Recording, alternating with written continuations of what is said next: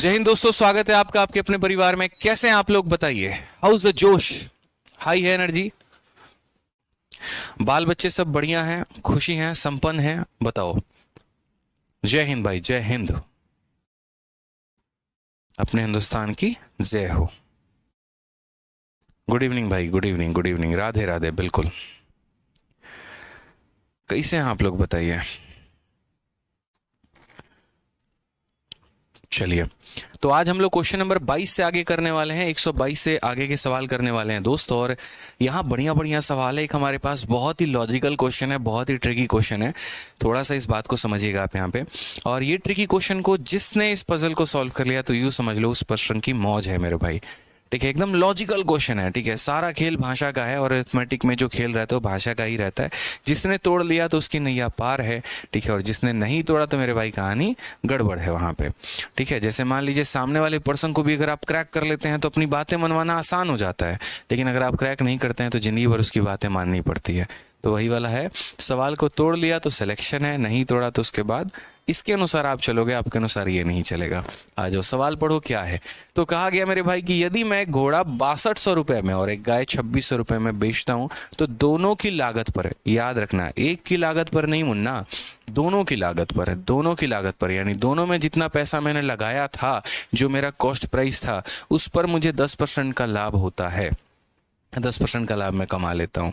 और यदि मैं घोड़े को 6000 में और गाय को उसके क्रय मूल्य पर बेचता हूँ तो मुझे 12.5% का जो होता है वो लाभ होता है।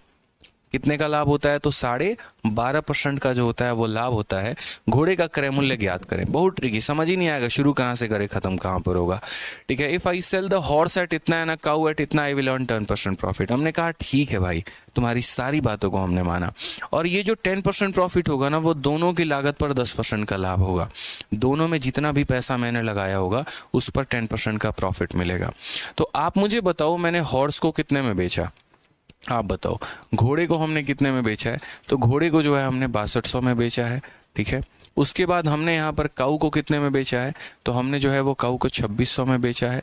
तो यानी दोनों को मिला के जो हमने बेचा है वो हमने कितने में बेचा है? 8800 में हमने बेचा है। ये हमारा क्या हो गया? तो सेलिंग प्राइस हो गया। ये हमारा क्या हो गया? तो सेलिंग प्राइस हो गया मेरे भाई, यानी हमने 8800 रुपये में बेचा है। अब कहा गया था कि दोनों का आपका जो भी लागत आएगा, यानी दोनों का जो भी लागत आएगा उस पर आप कितने का प्रॉफिट कमा रहे हो? 10% का।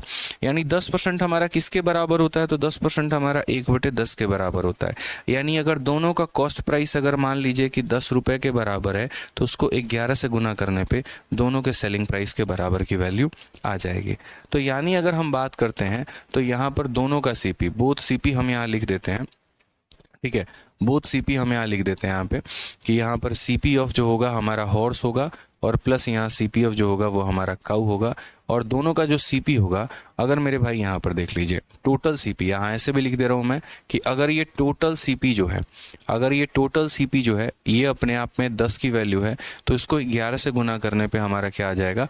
टोटल सेलिंग प्राइस आ जाएगा। और वो टोटल सेलिंग प्राइस कितना दे रखा है? तो 8800 दे रखा है। यानी 11 से अगर हम काटते हैं तो 8 बार में, तो यहाँ पर क्या हो जाएगा? टोटल सीपी की वैल्यू हो जाएगी। और टोटल सीपी की वैल्यू कितना? 800 को 10 से गुना करो यानी 8000 हो जाएगा। तो यानी दोनों को मिलाकर हमने कितने में खरीदा है? दोनों को मिलाकर हमने 8000 में खरीदा है। अब दोनों को मिलाकर 8000 में खरीदा, लेकिन इसमें ये नहीं पता पहले की कीमत कितनी है और दूसरे की कीमत कितनी है। कोई पता ही नहीं है, कुछ भी आइडिया नहीं है। बस ये कहा गया था आप घोड़े को इतने में बेचिए, आप गाय को इतने में बेचिए तो आपको 10% का फायदा होगा। यानी ये 8800 मेरा 11 का मान है तो 10 का मान 8000। यानी मेरे भाई जो है यहाँ पर कितने में हमने दोनों को मिलाकर खरीदा? तो दोनों को मिलाकर हमने 8000 में खरीदा है। ठीक है, उसके बाद की कहानी यहाँ पर क्या है वो जरा देखिए। तो दोनों को मिलाकर 8000 में खरीद लिया। अब क्वेश्चन में हमसे यहाँ पर ये कहा गया है, if I sell the horse at 6000 and cow at its CP, यदि मैं घोड़े को 6000 में बेचूं और गाय को मैं उसके क्रय मूल्य पर बेचूं तो मुझे कितने का लाभ होगा? 12.5% का। ठीक है, अब मुझे 12.5% का लाभ है तो मैं यहाँ पर एक काम करता हूँ, 12.5% का लाभ है तो मैं यहाँ पर जो है सेलिंग प्राइस पता करता हूँ कि यहाँ पर सेलिंग प्राइस कितना होगा। तो मेरे भाई इस बात को समझना।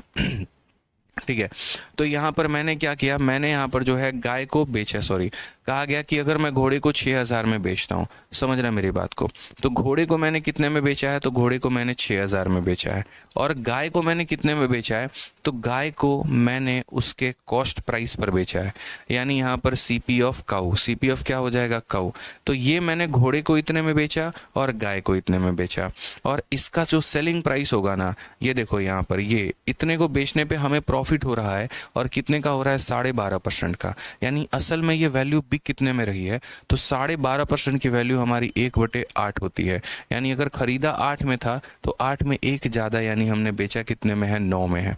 तो यानी अगर हम बात करते हैं तो ये हमारा 8,000 था, अगर ये हमारा 8 का मान है तो हम इसे कितने में बेचेंगे, 9 में, यानी यहाँ पर 9,000 में। तो हमने यहाँ पर हमने घोड़े को और गाय को कितने में बेचा, 9,000 में। ठीक है, उसमें ये कहा गया था कि घोड़े को आप बेच रहे हो और गाय को उसके कॉस्ट प्राइस पर बेच रहे हो, तो कॉस्ट प्राइस ऑफ काऊ बराबर कितना हो जाएगा, तो 9,000 में से 6,000 घटा दो, 3,000। और अगर मेरे भाई यहाँ पर काऊ का यहाँ कॉस्ट प्राइस 3,000 है और दोनों का कॉस्ट प्राइस 8,000 है, तो कॉस्ट प्राइस ऑफ हॉर्स हमारा कितना होगा, तो बोलोगे सर 8 में से 3 घटा दीजिए, ये हमारा 5,000 जो है वो हमारा करेक्ट आंसर आ जाएगा। बहुत ही प्यारा और लाजवाब सवाल था यहाँ पर, ये थोड़ा सा ट्रिकी क्वेश्चन था, थोड़ा सा हमें ध्यान रखना था। तो क्या हो जाएगा, ऑप्शन नंबर जो है वो हमारा क्या हो जाएगा, करेक्ट आंसर हो जाएगा। ठीक है, क्लियर है ये बात यहाँ पे। तो जैसे सवाल में कहा गया कि हम घोड़े और गाय दोनों को बेचते हैं, तो घोड़े और गाय दोनों को बेचते हैं, और दोनों को कितने में बेच रहे हैं, 8800 में। 8800 में बेचने पे 10% का प्रॉफिट हो रहा है। कोई वस्तु को मैं 8,800 में बेचता हूँ और 10% का प्रॉफिट होता है, तो खरीदा कितने में था, यानी ये 8,800 मेरा जो है वो 11 यूनिट का मान था, 10 यूनिट का मान निकाल दिया तो कॉस्ट प्राइस आ गया। यानी दोनों को मिलाकर हमने कितने में खरीदा, 8,000 में। दोनों को मिलाकर कितने में खरीदा, 8,000 में। अब कहा है कि यार मैं घोड़े को 6,000 में बेचता हूँ और गाय को उसकी कीमत पे बेचता हूँ। मान लो गाय की कीमत x है, तो घोड़े को 6,000 और गाय को x, तो उसके बाद मुझे प्रॉफिट होता है कितने का, 12.5% का। 8,000 का 12.5%, 8,000 का 12.5% 1,000 होता है, यानी 8,000 में 1,000 जोड़ दो तो 9,000 में मैंने बेचा है। तो वही मैंने कहा कि 8,000 हमारा कॉस्ट प्राइस था, 8 का मान था, 12.5 का प्रॉफिट, यानी 8 के समान में 1 का लाभ। तो अगर ये 8 का मान है तो 9 में बेचा तो कितने में, 9,000 में। दोनों आर्टिकल को मैंने 9,000 में बेचा है, जिसमें मैंने घोड़े को कितने में बेचा, 6,000 में। तो यानी यहाँ पर सीपी ऑफ काऊ कितना हो गया, 3,000। क्योंकि जो आपने गाय को बेचा है ना, वो उसके कॉस्ट प्राइस पर ही बेचा है, तो उसका सेलिंग प्राइस, उसका कॉस्ट प्राइस यहाँ वाले कंडीशन में सेम है।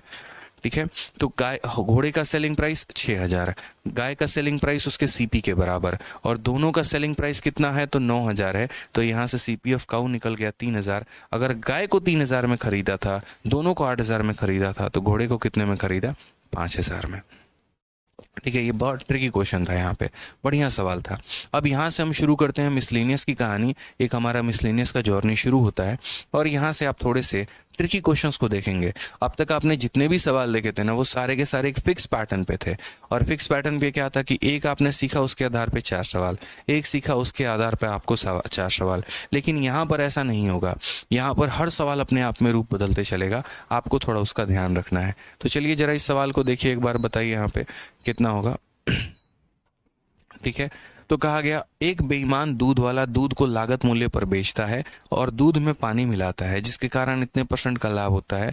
मिश्रण में यहाँ दूध और पानी का अनुपात ज्ञात करिए, जो भी है यहाँ पर टोटल कैलकुलेट करिए। हम आपको एक जनरल केस बताते हैं कि एक दूध वाला किस तरीके से बेईमानी करके कमाता है। तो जैसे मान लीजिए यहाँ पर, ठीक है, कि यहाँ पर कोई बच्चा है और उसके बाद जो है कोई बच्चे के ऊपर छोड़ा, ऐसा नहीं करते, कोई दूध वाला ही लेते हैं। और जैसे मेरे गांव में एक मोनू दूध वाला है, बहुत ईमानदार है, इतना ईमानदार है कि उसने 4 महल खड़े कर लिए दूध बेचते बेचते, ऐसे समझ लो। ठीक है, अब कैसे किया उसको आपको भी पता है। तो मोनू क्या करता है गाँव में, और ठीक है, गाँव से जब वो निकलता है तो यहाँ पर जो है मान लीजिए, और ऐसा एक दूध वाला था भी मेरे यहाँ। ठीक है, असल में मेरा गाँव है और मेरा शहर था, तो मेरे गांव में जो है गाय रखी हुई है, 2-2 गाय मेरे यहाँ रखी हुई है, और शहर में जो है हम लोग रहते थे। तो गांव से शहर आने का हमारे पास साधन होता नहीं था, तो हम उस दूध वाला, अच्छा वो दूध वाला क्या था, हमारे गांव का ही था, और वो शहर में आके है ना सभी लोगों के यहाँ दूध बेचता था। तो हमने उसको क्या किया कि हमने उसको ये कह दिया कि भाई एक तुम काम करो, ठीक है, तुम जो है हमारे गांव से चुपचाप जो है यहाँ पर पापा ने कहा कि एक काम करो, ये दूध हमारे यहाँ पहुँचा दिया करना। तो उसने कहा ठीक है भैया, अब बिना प्रॉफिट का तो कोई काम करेगा नहीं। तो पापा अगर मान लीजिए कि उसको 3 से 4 लीटर दूध दे देते थे, एकदम प्योर दूध, वो क्या करेगा, रास्ते में 1 लीटर निकाल लेगा दूध, 1 लीटर पानी मिला देगा और ला के हमें दे देगा, लीजिए आपके घर से दूध आया हुआ है। उसने मिलावट की, ऐसे ही मिलावट होता है। ठीक है, तो यहाँ पर मान लीजिए कि क्या है, और वैसे ही बहुत फ़ायदे में रहा चला हमेशा।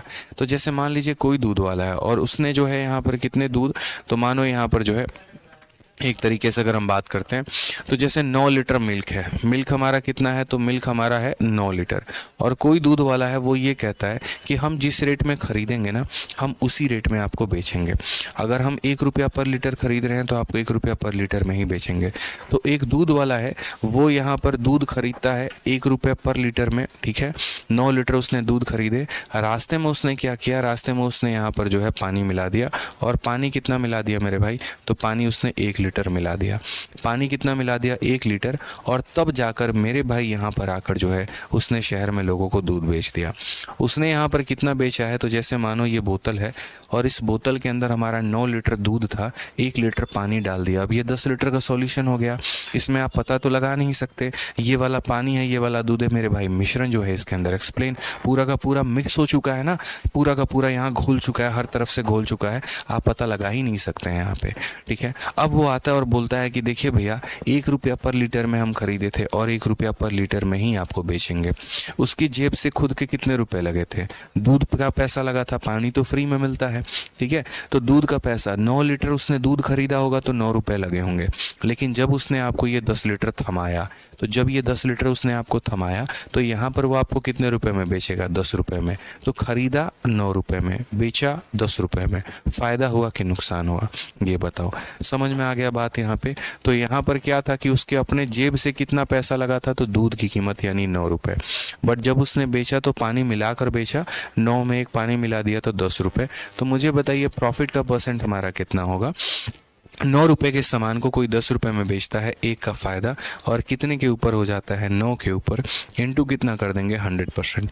पूरी कायनात को ये बात पता है कि 1/9 जो होता है वो 11 से 1/9% के बराबर। अब हम इसी सवाल को मेरे भाई थोड़ा रिवर्स मोड में लेके चलते हैं। आपका एग्जामिनर कभी ये नहीं बोलेगा इतना दूध था, इतना पानी था, बताओ फ़ायदा कितना। कॉमन सेंस की बात है भाई, ये कहाँ से पूछेगा। अगर कोई दूध वाला मिलावट कर रहा है तो फ़ायदा ही फ़ायदा है यहाँ पे। सर आप बहुत अच्छा एक्सप्लेन करते हो, चलिए बहुत बहुत धन्यवाद भाई। ठीक है, आ जाइए। तो अब यहाँ पर हम थोड़ा उल्टा कहानी चलते हैं। अब मान लीजिए हमसे ये कहा गया कि किसी दूध वाले को 11 से ही 1/9% का प्रॉफिट हो रहा है। तो अगर इतने परसेंट का प्रॉफिट हमारा हो रहा है ना, तो आप मुझे ये बताइए दूध कितना था, पानी कितना था, मिश्रण कितना था। आप यहाँ ये बात बोलेंगे कि सर ये 11 से ही 1/9 का फ्रैक्शन वैल्यू 1/9 होता है। ये वो है जो प्रॉफिट हुआ है, और प्रॉफिट हमेशा वाटर होता है। भैया पानी ही प्रॉफिट है तुम्हारा, इस बात को ध्यान रखना। जब तक तुम रेट को बढ़ाकर नहीं बेच रहे हो तब तक प्रॉफिट के नाम पर तुमको पानी मिलेगा और कुछ नहीं। यानी जो पानी तुमने मिलाया वही तुम्हारा प्रॉफिट है। 2 लीटर मिलाओगे तो 2 रुपए का प्रॉफिट, 3 लीटर मिलाओगे 3 रुपए का प्रॉफिट। काव्यांश बच्चे आपका कमेंट मैंने देखा है। ठीक है, अब आप लोग ये देख लीजिए कि सोनू मेरे भाई आपका नाम भी ले लिया, खुश। ठीक है, पढ़ लीजिए, थोड़ा सा इस पे फोकस कर लीजिए, मेरा नाम ले लीजिए, मेरा कमेंट देख लीजिए। ठीक है, मेरे लिए लड़की देख लीजिए। ठीक है, तो ये सब नहीं, आपके लिए रोज़गार देख रहा हूँ मैं, और रोज़गार में आपको जो है सशक्त बनाने की कोशिश कर रहा हूँ। वो रोज़गार अगर आपको मिल गया, वो सरकारी नौकरी मिल गई ना, तो बाकी कुछ और देखने की ज़रूरत नहीं पड़ेगी, बहुत आगे चले जाएंगे आप लोग। तो इसीलिए आपको बना रहे हैं, और जब बना रहे हैं तो आप अपने आप को बनाने में मेहनत करिए। ठीक है, जीवन में जिस इंसान ने अपने आप को बना लिया ना, तो उसके आगे बाकी चीज़ें फेल हो जाती हैं। तो अपने आप को बनाने में कोशिश करिए, फालतू वक्त ज़ाया मत करिए। ठीक है, आ जाइए। तो ये हमारा क्या हो गया, वाटर, और जो हम अपने जेब से लगाते हैं वो हमारा क्या हो जाता है, तो वो हमारा मिल्क हो जाता है। तो अगर हम बात करते हैं रेशियो के बारे में, तो ये हमारा हो जाता है वाटर, यहाँ पर हमारा हो जाता है मिल्क हो जाता है, और यहाँ पर हमारा क्या हो जाता है, तो पूरा का पूरा हमारा मिक्सचर हो जाता है। पूरा का पूरा क्या हो जाता है, मिक्सचर हो जाता है। तो वाटर की बात करें तो 1 यूनिट, मिल्क की बात करें तो 9 यूनिट, और मिश्रण हमारा 1 + 9 यानी 10 हो जाएगा। तो कभी भविष्य में अगर हमसे ये रेशियो पूछ ले तो हम बता देंगे कि नहीं बता देंगे, बताइए, यहाँ पे क्लियर हो जाएगा ना। ठीक है, चलिए आ जाइए, नेक्स्ट बात करते हैं यहाँ पर। नेक्स्ट यहाँ देखते हैं पॉइंट। चलिए एक और क्वेश्चन हम आपको देते हैं। ठीक है, और वो हमारा क्या है, अब यहाँ पर आप लोग मुझे बताएंगे कि अगर कोई दूध वाला है और उसको प्रॉफिट हुआ है और उसको 12.5% का प्रॉफिट हुआ है, तो आप मुझे बताओ यहाँ पर कि वाटर और मिल्क का हमारा रेशियो कितना होगा। वाटर और मिल्क का हमारा रेशियो कितना होगा, जल्दी से बताओ। अगर कोई दूध वाला और उसको इतने % का प्रॉफिट हो गया मेरे भाई, तो यहाँ पर बहुत ही सिंपल कहानी है, आप मुझे बताइए कि वाटर और यहाँ मिल्क का रेशियो कितना होगा। दूसरा सवाल मेरा आपसे यहाँ पर ये है कि अगर मान लीजिए आपको प्रॉफिट होता है 14.2/7% का, ठीक है, 14.2/7% का, तो फटाफट बताइए यहाँ पर कि मिल्क का और यहाँ मिश्रण का जो हमारा है वो हमारा क्या रेशियो है, बताइए जल्दी से। ठीक है, बताइए यहाँ पे।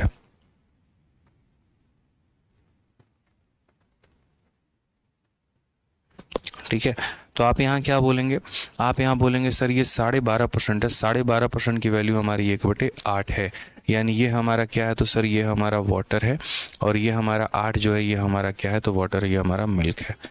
ठीक है, तो यहाँ पर वाटर हमारा कितना होगा, तो वाटर हमारा 1 होगा, मिल्क हमारा कितना होगा, तो सर मिल्क हमारा 8 होगा। तो पहले वाले का आंसर कितना होगा, 1:8। पहले वाले का आंसर कितना होगा दोस्त, 1:8। ठीक है सर, आई लव यू, चलो लव यू टू भाई, आ जाओ। अब दूसरे वाले के आंसर के बारे में चलते हैं, और दूसरे वाले का आंसर हम यहाँ देखते हैं। 14.2/7, ये फ्रैक्शन वैल्यू किसके बराबर, 1/7 के बराबर। तो इसे हम क्या बोलेंगे, तो इसे हम बोलेंगे ये वाटर है, इसे हम क्या बोलेंगे, तो इसे हम बोलेंगे ये हमारा मिल्क है। ठीक है, तो मिल्क हमारा कितना है, तो 7 यूनिट है, और मिश्रण हमारा कितना है, तो 7 + 1 यानी ये हमारा हो जाएगा 8 यूनिट। मिश्रण हमारा कितना हो जाएगा, तो 7 + 1 यानी 8 यूनिट हो जाएगा। क्लियर है, समझ में आ गया। चलो तो आगे बढ़ते हैं, जरा सवाल को हम देखते हैं यहाँ पे। तो ये क्वेश्चन जो हमें दिया गया था, ये क्वेश्चन कुछ इसी प्रकार है। अब फटाक देना इसका आंसर बताइए, तो हम समझ जाएंगे आपको सब कुछ समझ में आ गया है। एक बेईमान दूध वाला दूध को लागत मूल्य पर बेचता है और दूध में पानी मिलाता है और 16.2/3 का लाभ कमाता है। मिश्रण में दूध का अनुपात ज्ञात करिए। ठीक है, तो यहाँ पर उसको प्रॉफिट हुआ, और प्रॉफिट हमारा कितने का हुआ है, तो प्रॉफिट हमारा 16.2/3% का हुआ है। ये जो प्रॉफिट है हमारा, ये किसके बराबर है, 1/6 के बराबर है। और ये हमारा क्या हो गया, तो ये हमारा जो है ये हमारा वाटर हो गया, और ये हमारा क्या हो गया, तो ये हमारा मिल्क हो गया। ठीक है, ये हमारा क्या हो गया, तो मिल्क हो गया, हमारा वाटर है और मिल्क है। क्वेश्चन में हमसे क्या बोला, ratio of mixture to milk. तो अगर आप देखेंगे तो पहले आपको क्या चाहिए, मिक्सचर चाहिए, और उसके बाद आपको क्या चाहिए, तो मिल्क चाहिए। ठीक है, तो मिक्सचर कितना हो जाएगा, 6 + 1 7 हो जाएगा, और मिल्क हमारा कितना हो जाएगा, 6 हो जाएगा। 7:6, ऑप्शन नंबर बी जो होगा वो करेक्ट आंसर होगा। तो वही होती हैं चीज़ें, जब एक बार समझ में आ जाती हैं तो उसके बाद जो है आप कितने भी क्वेश्चन दे दो सारे के सारे बना लेंगे आप लोग। ठीक है, बस कंसेप्ट क्लियर होना चाहिए।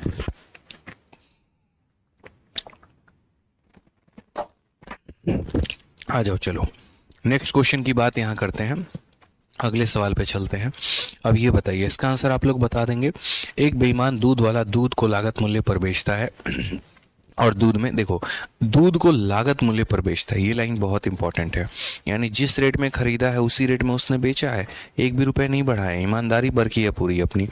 ठीक है, और उसके बाद 14.2/7% का लाभ होता है। तो मिश्रण में दूध का पानी के साथ अनुपात बताइए। हमने कहा सर देखिए 14.2/7% का प्रॉफिट, तो इतने % का प्रॉफिट होने का मतलब कितना है, 1/7 है, यानी ये हमारा क्या है, तो प्रॉफिट है, और ये हमारा क्या है मेरे भाई, तो प्रॉफिट कह लो या वाटर कह लो, क्या फ़र्क पड़ता है। तो ये हमारा क्या हो गया, तो बोलोगे सर वाटर हो गया, और ये हमारा क्या हो गया, तो मिल्क हो गया हमारे यहाँ पे। ठीक है, तो मिक्सचर और मिल्क का जो हमारा रेशियो है वो हमारा कितना है, मिक्सचर और मिल्क का जो हमारा रेशियो है वो कितना है। तो मिक्सचर की बात करें तो 7 + 1 हमारा 8 हो गया, और मिल्क की बात करें तो 7 हो गया। कौन सा ऑप्शन हो जाएगा, तो option number D, D for Devsena. D for कितना हो जाएगा भाई, देवसेना हो जाएगा। देखिए, अगर आप लोग को क्लासेस अच्छी लगती है ना, तो अपने दोस्तों को भी रिकमेंड किया करो। ठीक है, उनको भी बोला, बताया करो आप अपने कोर्स के बारे में कि आप कहाँ पढ़ते हो, किस तरह से आपको क्लासेस अच्छी लगती हैं, नहीं लगती हैं, ताकि हमारी भी जो मेहनत है वो एक रंग लेकर आए। ठीक है, तो रेकमेंड किया करो। जो चीज़, जैसे मानो कि मैंने कोई चीज़ अगर खाई है, या मानो मैंने कोई गाड़ी चलाई है, तो मुझे उसके टेस्ट के बारे में पता है। ठीक है, तो उस चीज़ को मैं रेकमेंड कर पाऊँगा। जैसे मैं ये डिजिटल बोर्ड यूज़ कर रहा हूँ, अच्छा लगेगा तो मैं बताऊँगा इसी कंपनी का लीजिए, नहीं लगेगा तो नहीं लेंगे। तो सेम तरीके से सर आपको भी अच्छा लगता है मेरा क्लास और कंटेंट और बाकी चीज़ें, तो आप भी दूसरों को रेकमेंड किया करो। ठीक है, ताकि वो सही प्लेटफॉर्म पर पढ़े, सही तरीके से पढ़े और अच्छा पढ़े। ठीक है, बस इतना ही कहेंगे आपसे। आ जाइए नेक्स्ट क्वेश्चन। एक बेईमान दूध वाला दूध को लागत मूल्य पर बेचता है पर दूध में पानी मिलाता है और 25% का लाभ कमाता है। मिश्रण में पानी का परसेंट कितना होगा? यानी जो उसने मिश्रण बनाया होगा उस मिश्रण में पानी का कितना परसेंट होगा ये बता दो। उस मिश्रण में पानी का कितना परसेंट होगा? हमें रेशियो पता नहीं करना है, हमें उसका परसेंट पता करना है। तो हम यहाँ कैसे बोलेंगे? तो हम बोलेंगे प्रॉफिट जो है वो हमारा कितना है, 25% है। 25% की वैल्यू कितनी हो जाएगी, 1/4। तो ये ऊपर वाला हमारा क्या हो जाएगा, ऊपर वाला हमारा वाटर हो जाएगा और नीचे वाला हमारा क्या हो जाएगा, तो नीचे वाला हमारा मिल्क हो जाएगा। ऊपर वाला क्या हो जाएगा, वाटर, और नीचे वाला हमारा क्या हो जाएगा, मिल्क हो जाएगा। सिंपल सी बात है। इन्होंने कहा the percentage of water in the mixture, पूरे मिश्रण में पानी कितना परसेंट है।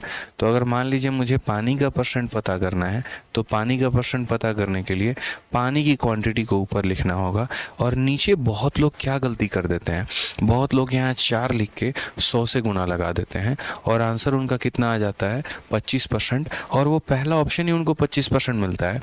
वो खुश भी होते हैं इस बात पे कि हमने तो एकदम सही टिक कर दिया, एकदम सही है। बट मेरे भाई आप गलत हैं। आपसे ये थोड़ी बोला है कि जो पानी का क्वांटिटी है वो मेरे भाई यहाँ पर मिल्क का कितना परसेंट है।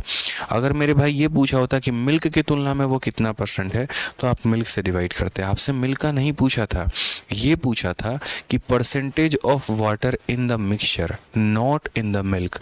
Percentage of water in the milk बोलता तो समझ में आता, percentage of water in the mixture बोला है तो वाटर की वैल्यू कितनी है, 1, और मिश्रण कितना है तो 4 + 1 5, इनटू कितना हो जाएगा तो 100%। ये हमारा करेक्ट आंसर है। तो 5 का कितना हो जाएगा, 20%। ये हमारा बिल्कुल सही उत्तर हो जाएगा। ठीक है, ऑप्शन नंबर क्या होगा, तो ऑप्शन नंबर जो सी है वो हमारा बिल्कुल सही उत्तर होगा। ठीक है, आ जाइए चलिए नेक्स्ट क्वेश्चन की बात हम करते हैं। अगला सवाल हम जानते हैं और सीखते हैं। यहाँ पे अगला सवाल हमसे क्या कहा गया है, किसी वस्तु को 131.25 रुपए में बेचकर एक व्यापारी को वस्तु के क्रय मूल्य के अंकों के बराबर प्रतिशत में लाभ होता है। 40% का लाभ प्राप्त करने के लिए उसे उस वस्तु को किस मूल्य पर बेचना चाहिए? By selling an article for 131.25, by selling an article for 131.25 a trader gains as much percent as number representing the cost price of the article in order to earn 40% profit. What price should he sell the article? अब इस question के लिए मेरे भाई एक formula है, ठीक है, कि बहुत शॉर्ट में आप उस फॉर्मूले से याद कर सकते हैं। बट यकीन मानिए वो फॉर्मूला जनरली बच्चों को याद नहीं हो पाता है क्योंकि इसमें टोटल 4 केस बनते हैं। अब 4 केस के लिए 4 अलग अलग फॉर्मूला याद करना एक बेवकूफ़ी हो जाती है। सबसे पहले ये सवाल आपका जो है वो कैट में पूछा गया था, उसके पहले ये सवाल बैंकिंग में पूछा गया था और अब जाकर ये सवाल एसएससी में आपका आया हुआ है। ठीक है, और एसएससी में भी ये सबसे पहले किस में आया है, तो सीजीएल में ये क्वेश्चन आया है। बहुत ही इंटरेस्टिंग क्वेश्चन है, सारा का सारा खेल इसके भाषा के ऊपर है। तो क्वेश्चन में क्या कहा गया कि किसी आर्टिकल को हमने 131.25 में बेचा।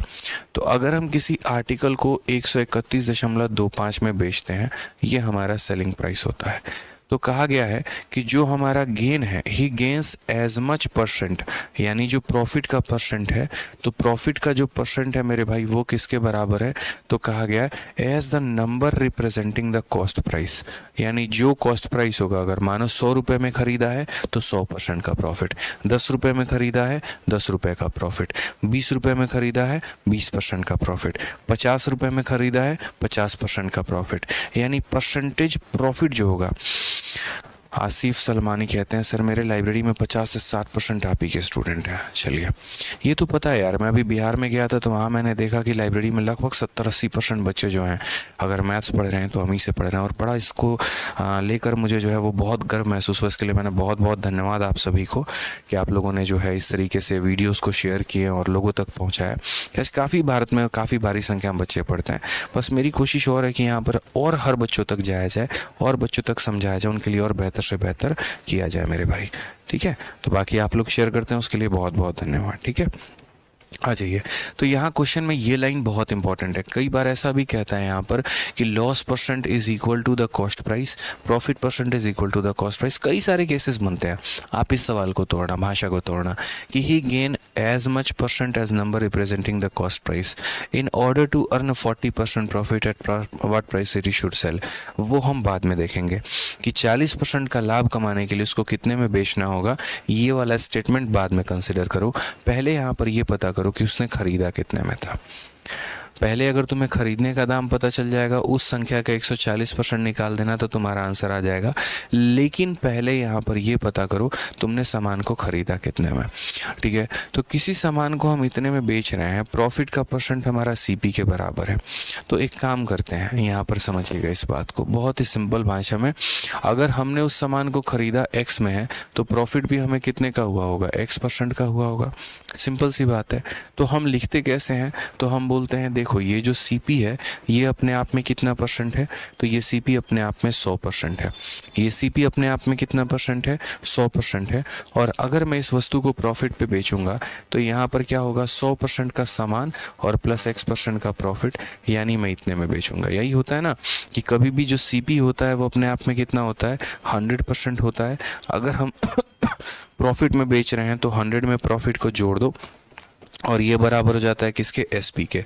और अगर मान लो लॉस हो रहा है तो 100 में लॉस को घटा दो, बराबर हो जाएगा एसपी के। तो सीपी भी कभी भी अपने आप में 100% रहता है, उसमें उसका प्रॉफिट जोड़ दीजिए, एसपी निकल के आ जाएगा। सेम कहानी, ये जो है अपने आप में 100% की वैल्यू है, इसमें इसका प्रॉफिट जोड़ दीजिए तो बराबर हो जाएगा किसके, तो बराबर हो जाएगा हमारे सेलिंग प्राइस 131.25 के मेरे भाई। यहाँ से आप सॉल्व करेंगे तो यहाँ से आपको x की वैल्यू आ जाएगी। पहली बात तो ये परसेंट से परसेंट आपका ख़त्म हो जाएगा, तो इसकी आवश्यकता तो आपको पड़ेगी नहीं परसेंट लिखने की। दूसरी बात, इसका दशमलव हटाएंगे तो नीचे आपका ज़ीरो आ जाएगा और ये ज़ीरो से आपका ज़ीरो दोनों ख़त्म हो जाएगा। अब आपको एक ऐसी संख्या सोचनी होगी, x इंटू 100 प्लस एक्स बराबर 131.25। तो यहाँ पर है ना, या तो आप क्वाड्रेटिक इक्वेशन बना के सॉल्व करो मेरे भाई। जैसे यहाँ पूरा का पूरा क्वाड्रेटिक कि x को मुझे किसके साथ गुना करना है, तो 100 प्लस x के साथ गुना करना है कि ये हमारा कितने के बराबर आ जाए, 13,125 के बराबर। अब या तो वही वाली बात है कि हम जो है इसको पूरा का पूरा क्वाड्रेटिक इक्वेशन बना के सॉल्व करें, या दूसरा हमारे सामने ये हो जाता है कि हम अपने तरफ से कोई संख्या मान लें। अब अपने तरफ से कोई संख्या मानने में क्या हर्ज है, तो मेरे भाई कोई हर्ज नहीं है। ठीक है, कोई दिक्कत की बात यहाँ नहीं है, कोई परेशानी नहीं है, आप कोई संख्या मान सकते हैं। अगर आप कोई संख्या मान लेंगे तो बहुत बेहतर होगा। तो यहाँ पर एक काम करते हैं, 7 हो गया, 15 75। अगर हम 75 मान कर देखें तो, अगर हम यहाँ x को 75 मान कर देखें तो, x को अगर हम 75 मान कर देखेंगे तो ये कितना हो जाएगा, 100 प्लस 75 175। और क्या इसको इससे गुना करने पे ये आ रहा है, तो देखते हैं 75 का 5 गुना कितना हो जाएगा, तो 7 × 5 = 35, 5 × 25 = 375, 375 का 5 37 आपके पास में। 75 का 7 गुना, 7 × 7 = 49 और 7 × 5 = 35। ठीक है, तो कितना हो जाएगा, 525, 525 हो गया। और 525 और 30 हमारा 555, 555 7 562 का 2 और हमारा 56 पास में। 75 × 75 और 6 6 5 11 7 5 12 1 13, बिल्कुल सही आ रहा है, कोई दिक्कत की बात नहीं है, तो कोई परेशानी की बात नहीं है। तो हमने यहाँ कितना मान लिया, 75 मान लिया। आप बोलोगे सर आपने 75 कैसे मान लिया, क्या आपको डायरेक्ट सपना आ गया था यहाँ पे कि आपने 75 माना? उसके पीछे का भी हम लॉजिक देंगे आपको। मैंने कहा आपको मैं लॉजिक दूंगा, परेशान मत हो, I will give you the better explanation कि मैंने यहाँ क्यों 75 माना है। ठीक है, बस फिलहाल अभी इतना देखो। तो आप यहाँ पर इसको कितना मानोगे, 75 मानोगे, और 75 मानोगे तो ये हमारा कितना हो जाएगा, 75 × 175 बराबर 125 यहाँ पे। तो सिंपल सी कहानी है, यानी 75 रखने पे ये कंडीशन सेटिस्फाई हो गया है। तो इसको सॉल्व करने पे कितना आएगा, तो इसको सॉल्व करने पे x की वैल्यू 75 आ जाएगी। x की वैल्यू कितनी आ जाएगी, 75 आ जाएगी। अब मुझे उसी आर्टिकल को 40% के प्रॉफिट पर बेचना है, मुझे उसी आर्टिकल को 40% के प्रॉफिट पे बेचना है। तो हम यहाँ क्या बोलेंगे, हम यहाँ ये बोलेंगे कि ये जो 75 है ये अपने आप में कॉस्ट प्राइस है, और अगर अपने आप में ये हमारा 100% का मान है, ये हमारा कितने का मान है, तो 100% का मान है, मुझे कमाना कितना है, 40%, तो मैं इसका 140% निकालूंगा। ठीक है, तो यहाँ क्या होगा, 25 से 3 बार में, 25 से 4 बार में, 4 से अगर हम काटेंगे तो 4 का 3 गुना 12, 4 का 5 गुना 20, 35 का 3 गुना 105 हमारा ऑप्शन नंबर जो सी है वो करेक्ट आंसर है। ठीक है, अब यहाँ पर हम फॉर्मूला से कर सकते हैं, मैंने कहा तो फॉर्मूला से कर सकते हैं, बट लिटरली बताऊं मैं आपको बोलूँगा फॉर्मूले जो है यहाँ पे ठीक है, फॉर्मूले की आवश्यकता नहीं है, आप फॉर्मूला भूल जाओगे पेपर में। ठीक है, कोई आवश्यकता नहीं है मेरे भाई, यहाँ पर फॉर्मूला भी इसी से डिराइव हुआ है। तो हमने यहाँ पर आपको क्या कहा, हमने यहाँ पर कहा जितने परसेंट का प्रॉफिट है उतने का ही हमारा सीपी है, तो x% का प्रॉफिट है तो ये हो गया। ये जो सीपी था अपने आप में 100% का मान था, तो 100 + x हमारा सेलिंग प्राइस के बराबर। x की वैल्यू मैंने 75 रखने की कोशिश की, हमारा सेटिस्फाई कर गया, और कर गया तो हमने सेलिंग प्राइस निकाल दिया। अब जो सबसे बड़ा सवाल आप दोनों का है, मतलब आपका और है मेरा भी है, वो ये है कि हमने 75 ही क्यों माना, हम भाई क्यों रटे यहाँ पर 75 ही क्यों हम ले, यहाँ पर कैसे मान लिया, वो रीज़न है। आप मेरे भाई एक बात देखो, यहाँ पे जब हम इस मुकाम पर आए ना, इस मुकाम पे मतलब किस वाले पॉइंट पे, जब हम इस वाले पॉइंट पर आ गए और यहाँ पर हमारे सोचने समझने की क्षमता खत्म हो गई, हम यहाँ समझ ही नहीं पा रहे थे कि कौन सी संख्या को 100 + x के साथ इसके साथ गुना किया जाए। कई बार आपके साथ ऐसा होगा भी कि आप समझ नहीं पाएंगे कि किसके साथ किसको गुना किया जाए। उस केस में आप सोचना, आप पता क्या कर रहे हो, आप रिवर्स जाने की कोशिश करना। तो आप यहाँ पता करना चाहते हो एट द एंड में क्वेश्चन में सेलिंग प्राइस, और वो कैसा सेलिंग प्राइस होगा, वो एक ऐसा सेलिंग प्राइस होगा जिस पर 40% का प्रॉफिट होगा। 40% का रेशियो हमारा किसके बराबर होता है, तो 2/5 के बराबर होता है। यानी अगर हमने 5 में खरीदा होगा तो 2 के लाभ में बेचा होगा, यानी 7 में बेचा होगा। यहाँ 7 का मल्टीपल कौन था भाई, जो भी सेलिंग प्राइस रहा होगा वो 7 का मल्टीपल होगा। 5 + 2 यानी 7 का मल्टीपल, ये 7 का मल्टीपल नहीं था, ये 7 का मल्टीपल नहीं था। अब दो ही स्थिति मेरे सामने बची थी, एक तो मेरे पास इसको उठाना और एक मेरे पास इसको उठाना। अगर मैं इसको सेलिंग प्राइस मानता हूँ और मैं ये कहता हूँ कि भाई अगर तुम 7 यूनिट के वैल्यू थे तो कॉस्ट प्राइस निकालने के लिए किससे गुना करना होगा, 5 से, तो यहाँ पर 20 बचे कितना हो जाएगा, 100। और अगर मैं यहाँ पर इसको मानता हूँ कि ये मेरा जो है यहाँ पर क्या था, 7 का वैल्यू, तो अगर मैं यहाँ इसको बोलूँगा, एक सेकेंड यार ये मतलब हैंग हो गया। ठीक है, तो जैसे मान लो अगर मैं इसको बोलता हूँ कि ये सेलिंग प्राइस था यानी 7 का मान था, तो 5 का मान पता करने के लिए क्या करेंगे, तो 15 से यानी 75 रुपये। तो x की दो वैल्यू हो सकती है, या तो x का वैल्यू 100 हो सकता है या x का वैल्यू 75 हो सकता है। अगर x का वैल्यू 100 हो गया तो यहाँ पर 100 और इंटू 100 + 100 200, जो कि मेरे भाई इसके बराबर आएगा ही नहीं। तो इसलिए कौन सा कंडीशन सेटिस्फाई कर गया, इसलिए हमारा कंडीशन नंबर सी सेटिस्फाई कर गया। समझ में आ गया बात, यहाँ पे क्लियर हो गया। तो बहुत ही शानदार तरीके से हम लोगों ने इसे देखा, यहाँ पर जाना समझा, ठीक है, कि किस तरीके से हम यहाँ सॉल्व करते हैं। तो 75 कैसे आया पता चल गया ना। मैंने देखा कि यार 40% का फायदा कमाना है, यानी 2/5, तो 5 रुपये में 2 रुपये का प्रॉफिट, यानी 7 रुपये में बेचेंगे। यानी जो भी सेलिंग प्राइस होगा 7 का मल्टीपल होगा। 2 नहीं थे उन्हें नहीं लिया है, 2 थे उनको ले लिया। अगर ये 7 का मान है तो इसके अनुसार कॉस्ट प्राइस कितना होना चाहिए, 100, और अगर ये 7 का मान है तो कॉस्ट प्राइस होना चाहिए 75। अब मैंने यहाँ पर इसको उठाकर यहाँ रखा कि अगर ये 75 है तो क्या इसके बराबर आ रहा है, और अगर ये 100 है तो इसके बराबर आ रहा है। 100 पर ये सेटिस्फाई नहीं किया, और अगर 100 पर सेटिस्फाई नहीं किया तो हमारा जो 100 है उसी पर ये आंसर आ जाएगा। क्लियर है ये बात, यहाँ कोई दिक्कत की बात है तो बताओ, यहाँ पे कोई प्रॉब्लम हो गई तो बताओ। ठीक है, तो क्लियर हो गया ना आपको ये पॉइंट यहाँ पे, ठीक है।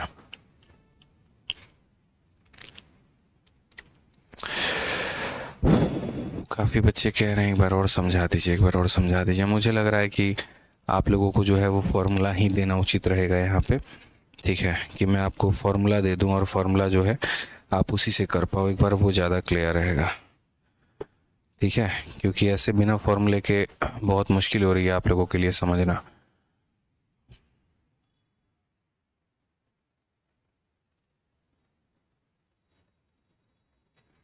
एक बार इसको नोट करिए आप लोग पहले।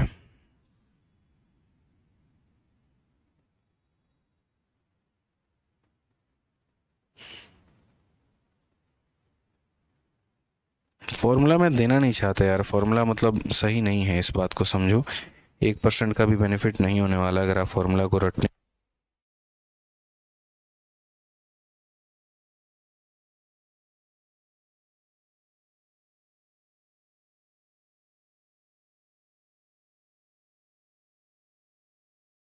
आप लोग इसे सॉल्व करो एक बार इसे नोट करो एक बार।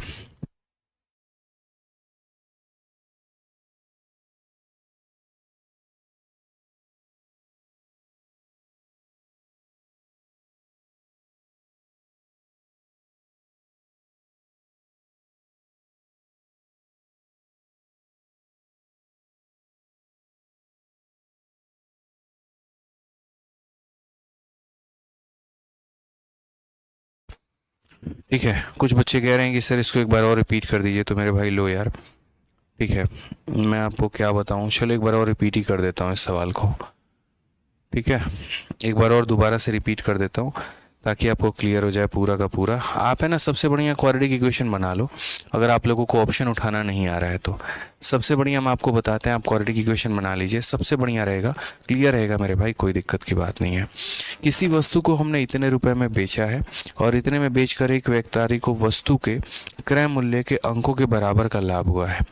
तो मैंने सामान को कितने में बेचा है, तो मैंने सामान को 131.25 में बेचा है। और उसके बाद मैंने कहा कि जो मेरा प्रॉफिट का परसेंटेज है ना, वो मेरा कॉस्ट प्राइस के बराबर है। अब हम आपको यहाँ पर क्या बोलेंगे, तो हम आपको यहाँ पर ये बोलेंगे कि मान लीजिए कि हमारा कॉस्ट प्राइस कितना है, x है, तो प्रॉफिट का परसेंट हमारा कितना होगा, x% होगा। ठीक है, हम क्या लिखते हैं, हम ये लिखते हैं कि CP अगर अपने आप में 100% का मान है, तो यहाँ पर इसको अगर हम गुना कर दें किसके साथ, तो 100 प्लस मेरे भाई प्रॉफिट के साथ, तो ये हमारा क्या आ जाएगा, SP आ जाएगा। तो उसी तरीके से अगर CP की वैल्यू हमारी x है और ये अपने आप में 100% है मेरे भाई, कितना है, 100% है, तो इसको गुना कर दो 100 प्लस प्रॉफिट की वैल्यू यानी x की वैल्यू के साथ, तो ये क्या दे देगा मेरे भाई, तो सेलिंग प्राइस दे देगा, यानी 131.25 दे देगा। इसका दशमलव हटाएंगे तो नीचे आपके 2 जीरो आएगा, ये 2 जीरो से आपका 2 जीरो खत्म हो जाएगा। ठीक है, अगर आपको ज़्यादा प्रॉब्लम आ रही है मैं क्वाड्रेटिक इक्वेशन बना देता हूँ, देखो।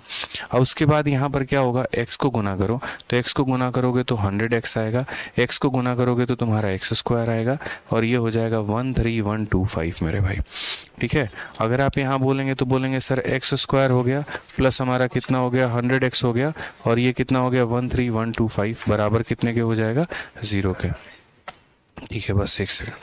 ठीक है, तो ये हमारा इसके बराबर हो गया, कोई दिक्कत की बात है। अब जैसे मान लीजिए कि मुझे दो ऐसी संख्या खोजनी है जिनको गुना करने पे इतना आ जाए और यहाँ पर जोड़ने पे 100 आ जाए। आप इक्वेशन बना लीजिए एक तरीके से, फैक्टराइजेशन कर लीजिए इसका। तो 131.25, एक बार सीधा का सीधा इसको उड़ाओ 25 से, तो 25 से उड़ाओगे तो 25 का 5 गुना तुम्हारा कितना हो जाएगा, 125, 62 हो जाएगा 25 का 2 बार में, फिर 25 का 5 बार में। ठीक है, फिर उसके बाद अगर इसको और उड़ाना चाहोगे तो आप 25 से उड़ा सकते हो, और 25 से कितनी बार में उड़ाओगे, 2 बार में और 1 बार में। ठीक है, या फिर अब यहाँ जो है 21 को भी आप कर सकते हो 3 में और किस में मेरे भाई, तो 7 बार में। अब कुछ ऐसे कॉम्बिनेशन बनाने की कोशिश करो, तो कॉम्बिनेशन बनाने की कोशिश करोगे तो 25 × 3 75 और 25 × 7 175, ये आपका कॉम्बिनेशन ऐसे बन जाएगा कि 75 और 175 का हमारा कॉम्बिनेशन बन रहा है, 75 और 175 का कॉम्बिनेशन हमारा बन रहा है। ठीक है, और कैसे हो रहा है, तो यहाँ 175 में से 75 को घटा देंगे तो इतना आ जाएगा। तो आप यहाँ ये कह सकते हो कि sir x² plus 175x minus हमारा 75x माइनस हमारा 13125, ये बराबर हो जाएगा किसके, 0 के। पूरा तरीके से यहाँ पर जो है मैं आपको पूरा का पूरा क्वाड्रेटिक इक्वेशन से बता रहे हैं ताकि कोई दिक्कत नहीं है। यहाँ पर अगर आप कॉमन लेंगे तो x × x प्लस 175 होगा, और अगर आप यहाँ कॉमन लेंगे तो 75 हो जाएगा, ये हो जाएगा x प्लस 175 बराबर हो जाएगा किसके, हमारे 0 के। तो अगर हम यहाँ देखेंगे तो बोलेंगे सर x प्लस 175 है, और अगर हम यहाँ देखेंगे तो बोलेंगे x माइनस 75 है, ये बराबर हो जाएगा 0 के। यानी ये भी वैल्यू 0 के बराबर, ये भी वैल्यू 0 के बराबर। तो ये वैल्यू अगर 0 के बराबर होगी तो x की वैल्यू -75, और अगर ये 0 के बराबर होगा तो x की वैल्यू 75। अब ठीक है, अब क्लियर है, अब आपको क्लियर हुआ मेरे भाई यहाँ पर कि ये हमारा x का वैल्यू कितना आ गया, 75। हालांकि मैं इसको जब शॉर्ट तरीके से बता रहा था तो आपको थोड़ी सी दिक्कत आ गई थी। अब ये हमारा कॉस्ट प्राइस निकल के आ गया है।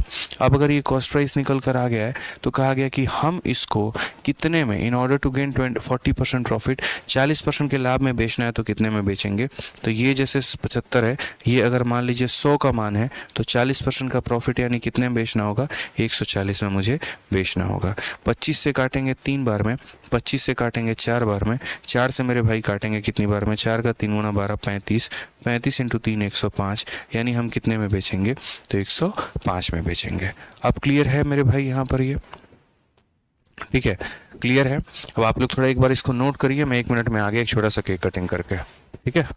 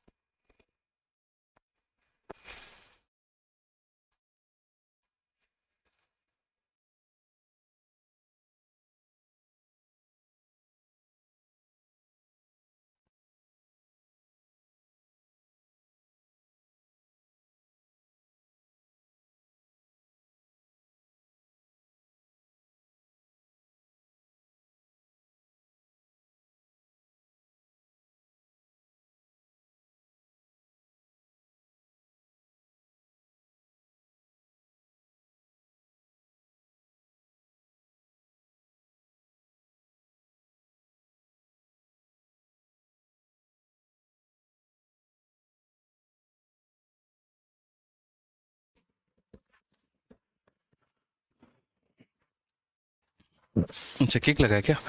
चलिए भाई, मेरे छोटा सा माफ़ी चाहेंगे आप लोगों से। यहाँ पर जो है वो रीजनिंग के बुक का सेलिब्रेशन हो रहा था, केक कटिंग हो रहा था, पूरी की पूरी टीम वेट कर रही थी। इसी वजह से वहाँ थोड़ा सा 2 मिनट के लिए जाना पड़ा, क्योंकि सभी स्टाफ जो है अब घर चले जाते हैं, इसलिए। ठीक है, तो सॉरी सॉरी सॉरी, उसके लिए सॉरी, पक्का सॉरी। तो मैंने आप लोगों को है ना इस सवाल के 2 मेथड बता दिए। पहले मैंने आपको वैसे बताया, दूसरा मैंने आपसे ऐसे बताया। बट मुझे ऐसा लग रहा है ना कि इसके लिए मुझे आपको फॉर्मूला बताना ही पड़ेगा।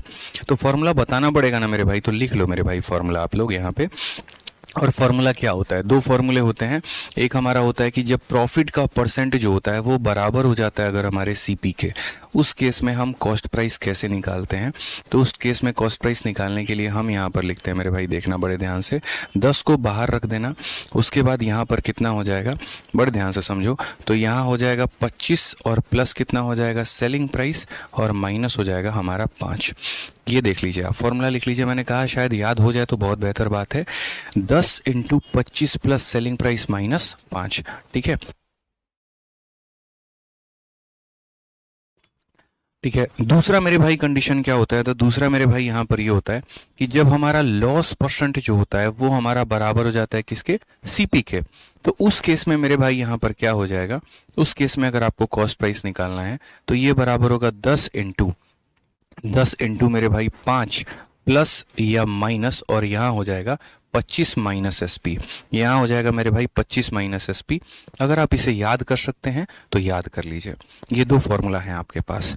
ठीक है, दोबारा से मैं आपको कह रहा हूँ कि अगर प्रॉफिट परसेंट बराबर हो गया हमारे कॉस्ट प्राइस के, प्रॉफिट परसेंट अगर हमारा बराबर हो गया कॉस्ट प्राइस के, तो सीपी की value 10 into 25 plus S P minus 5। और अगर हमारा लॉस परसेंट बराबर हो गया कॉस्ट प्राइस के, तो सीपी की value 10 into 5 plus minus 25 minus S P. ये 2 हमारे फॉर्मूले होते हैं। ठीक है, अब जैसे इस क्वेश्चन में अगर किसी बच्चे को ये सवाल मिला था और यहाँ पर जब उसने इस सवाल को देखा था तो वो टैकल कर लेता।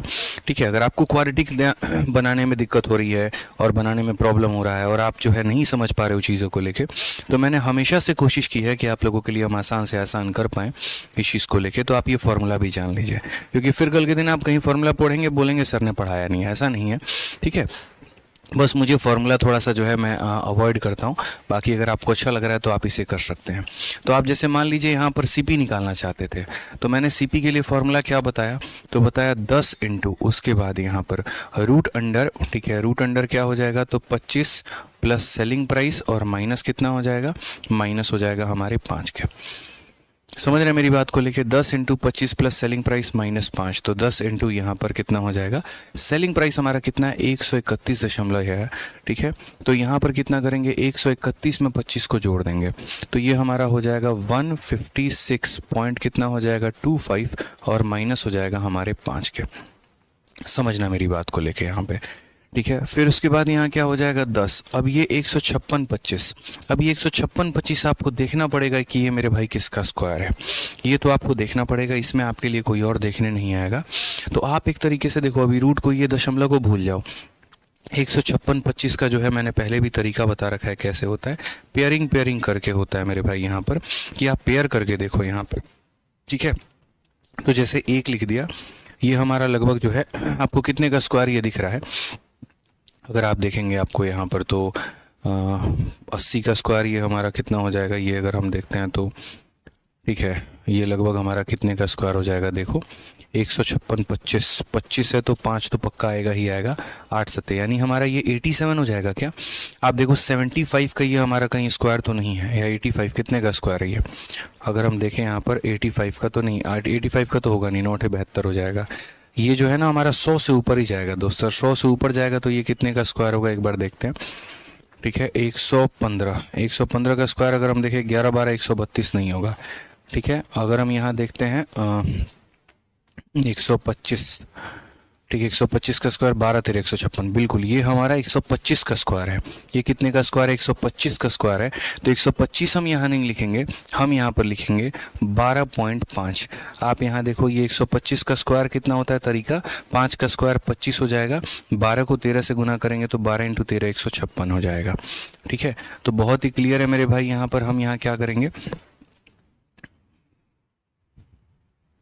ठीक है, तो हम यहाँ पर क्या करेंगे मेरे भाई, तो हम यहाँ बोलेंगे सर देखिए ये जो होगा टोटल हमारा कितना 125 यहाँ दशमलव के बाद 2 अंक है तो रूट लगने के बाद 1 हो जाएगा, माइनस कितना हो जाएगा, 5 हो जाएगा यहाँ पे। उसके बाद हम यहाँ क्या करेंगे, तो उसके बाद हम यहाँ बोलेंगे 10 इंटू 12.5 में से 5 गया तो 7.5 आ जाएगा, 7.5 को 10 से गुना करेंगे तो 75 आ जाएगा। ठीक है, ये हमारा सीधा का सीधा सीपी निकल जाएगा। उसके बाद हमसे कहा गया है कितने प्राइस में आप इसे बेचोगे, तो सेलिंग प्राइस अगर आपको निकालना है तो बोलोगे सर ये जो हमारा कॉस्ट प्राइस है अपने आप में 100% का मान है, तो मुझे 140% की वैल्यू निकालनी है। तो वही वाली बात है, 25 से 3 बार में, 25 से 4 बार में, 4 से हम काटेंगे तो कितनी बार में, 4 3 12 और 4 5 20, यानी ये हमारा हो जाएगा 105। ठीक है, तो ऑप्शन नंबर जो सी है वो हमारा क्या होगा, बिल्कुल करेक्ट आंसर होगा दोस्त। ठीक है, तो यहाँ पर भी थोड़ी सी मेहनत करनी ही पड़ी है, स्क्वायर रूट तो पता ही करना ही पड़ा है, ऐसा थोड़ी है कि बिना स्क्वायर रूट के पता किए ये आ गया, करना ही पड़ा है, बस वही बात है। आपको फॉर्मूला याद है, आप फॉर्मूले से करिए, आपको क्वाड्रेटिक इक्वेशन याद है, क्वाड्रेटिक इक्वेशन से करिए, आपको जिससे करना है उससे करिए। ठीक है, बस आपको कोई प्रॉब्लम नहीं है, इस बात का हमने जो है ध्यान रखा है। हाँ जी, चलिए नेक्स्ट क्वेश्चन की बात करते हैं। नेक्स्ट क्वेश्चन में यहाँ पे, ठीक है, एक निश्चित मूल्य पर आमों को बेचकर एक फल विक्रेता 20% का लाभ कमाता है। यदि वह 1 रुपये अधिक में एक आम बेचता है तो उसे 40% का लाभ होगा। पहली स्थिति में एक आम का क्रय मूल्य ज्ञात करें। ये भी एक बहुत ही लॉजिकल क्वेश्चन है। A fruit seller makes a profit of 20% by selling the mango at a certain price. किसी निश्चित कीमत पर हम बेचते हैं, किसी निश्चित कीमत पर हम बेचते हैं, तो वहां पर हमें जो है कितने % का प्रॉफिट होगा, 20% का होगा। ठीक है, by selling article A fruit seller makes 20% profit by selling mango at a certain price if he charges 1 rupees more for each mango। यदि वो कल के दिन 1 रुपया ज़्यादा लेना शुरू कर दे तो बोला गया यहाँ पर, ठीक है, if he charges 1 rupees more for he can make a profit of 40%। तो वो यहाँ पर 40% का फ़ायदा कमाना शुरू कर देगा। सेलिंग प्राइस कितना होगा, 6 रुपये, सीधी सी बात है यहाँ पे। ठीक है, तो ये हमारा कैसे हुआ, क्या हुआ, जैसे मानो यार मैं जितने रुपए बढ़ाता हूँ, मैंने यहाँ पर कहा, ठीक है, मैंने यहाँ पर जैसे मान लीजिए क्या कहा, पहले मैं किसी सामान को 100 रुपये में बेचता था, खरीदता था, और 100 के आर्टिकल को मैं कितने में बेच रहा था, तो 130 में, तो मुझे फ़ायदा कितने का होता था, 30% का होता था। अब मैं इसी 100 के आर्टिकल को मान लीजिए कि 150 में बेच रहा हूँ, तो फ़ायदा कितने का हो रहा है, तो 50% का। तो जितना रुपया मैंने सेलिंग प्राइस में बढ़ाया है उतने ही % का मेरा क्या हुआ है, प्रॉफिट हुआ है। अगर मैंने 20 रुपये बढ़ाए हैं तो मेरा 20% का प्रॉफिट हुआ है, 30 रुपये बढ़ाया है तो 30% का प्रॉफिट हुआ है, 40 रुपये बढ़ाया तो 40% का प्रॉफिट हुआ है। इस बात को समझो यहाँ पे। तो जितना रुपए हम बढ़ाएंगे उतने ही % का हमारा क्या हो जाएगा, प्रॉफिट हो जाएगा। ठीक है, अब इस क्वेश्चन में यहाँ पर दोस्तों मेरे भाई क्या कहा गया था, आप इस समझिए इस बात को, कि हमारा कोई एक फिक्स्ड कॉस्ट प्राइस था। ठीक है, उसके बाद कहा गया कि fruit seller makes a profit of 20%, ठीक है, by selling the mango at a certain price. वो एक निश्चित कीमत पे बेच रहा था, मानो X रुपए में बेच रहा था। अब उसने क्या किया कि सेलिंग प्राइस को बढ़ा दिया, और कितना बढ़ा दिया, तो 1 रुपये बढ़ा दिया। ठीक है, उसने क्या किया, सेलिंग प्राइस को 1 रुपया बढ़ा दिया। ठीक है, तो if he charges 1 rupee more for each mango he makes a profit of 40%। पहले मेरे भाई उसको कितने का प्रॉफिट होता था, 20% का, अब उसको कितने का हो रहा है, तो 40% का। ठीक है, क्यों ज़्यादा प्रॉफिट हो रहा है, क्योंकि उसने रेट बढ़ा दिया है। अगर वो रेट नहीं बढ़ाता, अगर वो रेट नहीं बढ़ाता तो उसको प्रॉफिट ज़्यादा नहीं होता। उसने रेट बढ़ाया है, इसी वजह से उसको ज़्यादा प्रॉफिट हुआ है। यानी यहाँ का जो % इंक्रीज़ है यहाँ के इंक्रीज़ के बराबर है। तो हम यहाँ क्या बोलेंगे, तो हम यहाँ बोलेंगे सर यहाँ कितना % बढ़ गया, 20%, और यहाँ कितना बढ़ा, 1 रुपये। तो हम यहाँ ये बोलेंगे 1 रुपये हमारा 20% के बराबर है, 1 रुपये हमारा 20% के बराबर है। यानी ये जो 1 रुपये है हमारा कितने के बराबर है, 20% के बराबर है। समझिए, अगर मुझे दोस्त यहाँ पर कॉस्ट प्राइस को पता करना हो तो आप मुझे बताओ कॉस्ट प्राइस अपने आप में कितना होता है, तो कॉस्ट प्राइस अपने आप में 100% होता है। तो हम इसे किससे गुना कर देंगे, 100 से गुना कर देंगे। तो बोलोगे सर सामान हमने कितने में ख़रीदा था, तो 5 रुपये में। ठीक है, कितने में ख़रीदा था हमने, 5 रुपये में। लेकिन हमारे एग्जामिनर ने कॉस्ट प्राइस पूछा ही नहीं, तो ये हमने फालतू का डेटा कैलकुलेट किया है, ये जानने की आवश्यकता थी नहीं। उसने बोला selling price of mango in first case, तो आप यहाँ क्या बोलेंगे, आप ये बोलेंगे सर 1 रुपये जो है ये हमारा 20% का मान है, 1 रुपये जो है ये हमारा 20% का मान है। और पहली वाली स्थिति में 100% का सामान था, 20% का लाभ था, तो हमने बेचा कितने में था, 120 में। 100% का सामान था, 20% का लाभ था, तो बेचा कितने में, 120 में। तो किससे गुना करेंगे, 120 से गुना करेंगे। तो ये हमने मैंने समझाने के लिए आपको लिखा कि भाई देखो, यहाँ सीपी निकालना था तो 100 से गुना किया, यहाँ एसपी निकालना था तो 120 से गुना किया। तो अगर कल के दिन एग्जामिनर आपका कॉस्ट प्राइस पूछता तो 5 बताते, सेलिंग पूछता तो 6 बताते। सिंपल सी कहानी थी। तो कंसेप्ट यहाँ पर क्या है, तो कंसेप्ट हमारा यहाँ पर ये है कि हम यहाँ जितना % बढ़ाएंगे हमको उतने अधिक का प्रॉफिट होगा। अगर हम यहाँ 20% बढ़ाएंगे तो यहाँ 1 रुपये का प्रॉफिट हुआ। तो यहाँ का गैप और यहाँ का गैप हमेशा बराबर होता है। पैसे के बढ़ाने की वजह से ही लाभ का प्रतिशत बढ़ता है। 2 रुपया बढ़ा देंगे तो उसकी वजह से कुछ % अधिक हमें प्रॉफिट होगा। तो जितने का % इंक्रीज है उतने रुपए के बराबर है। यहाँ रुपए में 1 बढ़ गया, यहाँ % में 20 बढ़ गया, तो ये 1 रुपये ही 20% का मान है। तो ये 1 रुपये ही 20% का मान है। कॉस्ट प्राइस पता करना है 100 से गुना करो, सेलिंग पता करना है 120 से गुना करो। क्या ये चीज़ आपको क्लियर है? यस या नो, बस इतने में जवाब दीजिए। क्लियर है या नहीं है? अभी शर्मा मेरे भाई, मंडे तक आपकी प्रॉब्लम सॉल्व हो जाएगी। अंशुल राणा कहते हैं क्लास 50 मिनट की रखा करो, रिवीजन भी करना होता है। मेरे भाई ऐसे नहीं होता दोस्त, 50 मिनट में क्या सिखा पाऊंगा आपको यार, आप भी गजब की बात करते हो। एक तो क्वेश्चन को 3-4 बार रिपीट करना होता है, ठीक है, उसमें भी कहाँ से 50 मिनट पॉसिबल हो पाएगा। ऑल क्लियर है? चलिए, yes yes yes yes yes yes yes, बहुत शानदार बहुत शानदार बहुत शानदार। ठीक है, आ जाइए। चलिए, अब यहाँ पर ये जो है ना, ये बहुत ही प्यारा क्वेश्चन है और इस क्वेश्चन को मैं कराऊंगा आपको कल। आज हमने ज़्यादा क्वेश्चंस नहीं किए, लेकिन हाँ, जो जो क्वेश्चंस किए हैं उनको ज़्यादा तरीके से किए हैं और ज़्यादा उनके वैरायटीज़ को जाना है, उनके कंसेप्ट को जाना है।